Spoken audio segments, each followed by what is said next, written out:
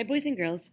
Today I wanted to share a story with you called Pierre the Penguin, a true story. This type of nonfiction book is called a narrative nonfiction. That means that the author wrote the book in a storytelling voice, but that the book still teaches us true information. So I want you to think about at the end if you understand the difference between other nonfiction books that we've read and this narrative nonfiction, where it's still a story, but we're also learning information about Pierre. This book was written by Jean Marzallo and illustrated by Laura Reagan.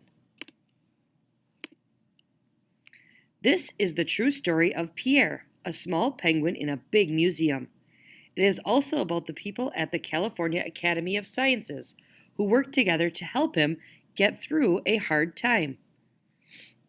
And if you notice, boys and girls over here too, do you remember what this page is called? I want you to stop and think. When the author writes the book for somebody, do you remember what that's called?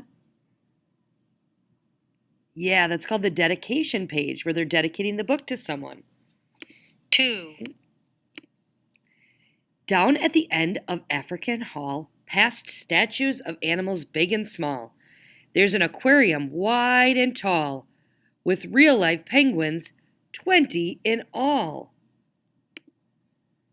African penguins don't like ice. For them, a warmer place is nice. Here comes Pam with fish in her pail. The penguins are fed twice a day without fail. Pam enters the tank through the sky-painted wall. A hidden door there leads out to a hall. Some of the penguins look just the same. Wing bands help Pam call the birds by name. As I'm reading this story, I'm noticing that the author is throwing in some rhyming words for us. Stop and think. I want you to see and look and see if you heard any rhyming words on this page.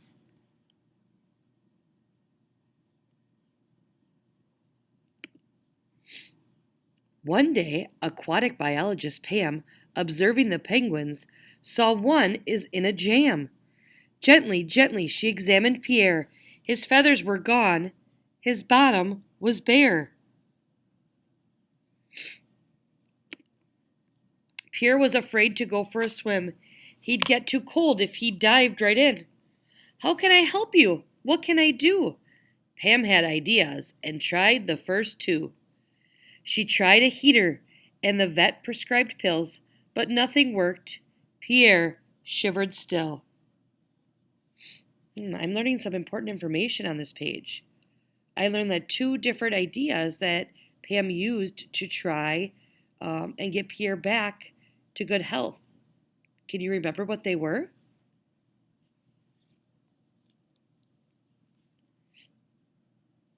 Yeah, a heater and some medicine, right? The pills. The other penguins grew afraid of Pierre. He looked so strange that he gave them a scare. They brayed at him as he shivered on shore. They made him feel worse than he felt before.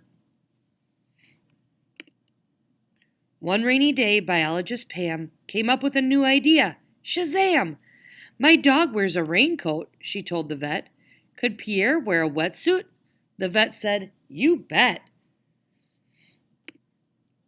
Pam and a friend worked day and night to make a pattern that fit just right.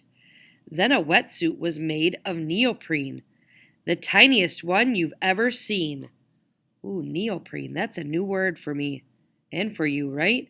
Neoprene, If I'm guessing, maybe it's the material that Pam is making the suit out of, right? That's a new word, neoprene.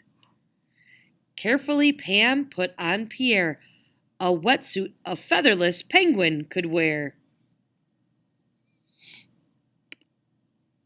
Standing on a rock in his new wetsuit, Pierre the Penguin looked mighty cute.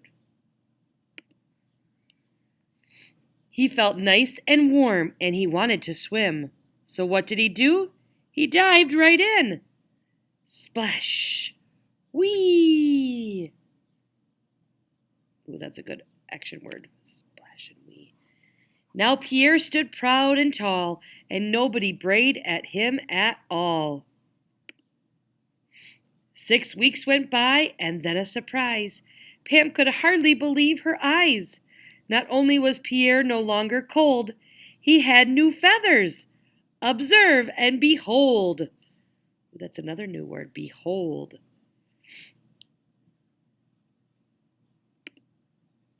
Now warm in water, now warm on shore. Guess who didn't need his wetsuit anymore? Pierre made a nest for his very best friend. Their story goes on, thanks to Pam. The end. Now, and this is another cool thing sometimes authors like to do. They like to, kids ask questions about Pierre, and Pam actually answers them. So we can take a look at some. It says, why is the hall called African Hall? Because it has African animals in it. Why did Pierre lose his feathers? It says African penguins molt or replace their feathers every year. Pierre skipped molting for a few years, so his feathers became brittle and broke off. Wow. And there are even more questions over here, like, what does Shazam mean? It's an expression people say when they want surprises. Or what does bray mean? That's the sound that a donkey can make too.